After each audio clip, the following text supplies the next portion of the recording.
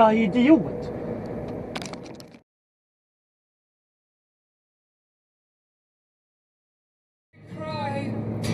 But I got my hand and took him away. A bag of...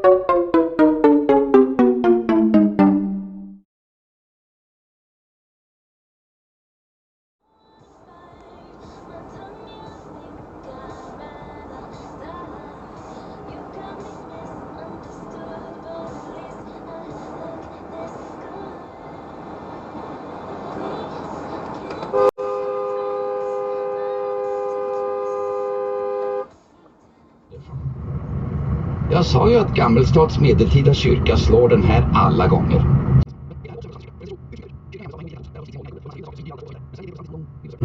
Och insåg att han hade ingen aning. Där i historien. Istället för att bjuda på korrekt historik bjöd han på ett leende. Något Stefan återgäldade med råga. Hela den unge mannen sken upp. Jag skulle gärna åka på en sån där Sverige-turné och bara se på allt du pratar om. Jag förstår det, sa Mille. Jag har verkligen gjort min reklam väl. Myggen har du koll på, totalmörkret i december och januari. Får se nu, vad har jag glömt? Stefans klingande skratt spred sig mellan väggarna, som var lika modest färgsatta som resten av byggnaden. Jag tycker att det låter underbart där i Sverige. Och så har de ju dig. Dilade till i magen. Mig? Ja. Om alla är så spektakulära som du måste det vara ett perfekt ställe att bo på. Det får jag ju tycka. Jaha, du menar så. Ja, alla gillade till i magen. Nej. Ja.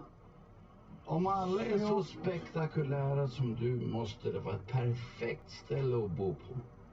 Det får jag ju tycka. Jaha, du menar så. Ja, alla är inte som jag.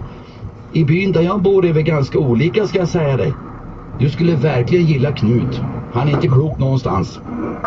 Mille skrattade när han tänkte på sin favoritgubbe. Minnen av glögg, pluntor, snusdosor, nakenbad och historier drog förbi. Historierna. Alla dessa historier som man fick ta. Hej, jag gled av efter Roknäs. Nej, när jag mötte sopbilen här ut mot yttersta. Ja, jag vet inte om... Ja, alltså... Ja, visst. Ja, absolut.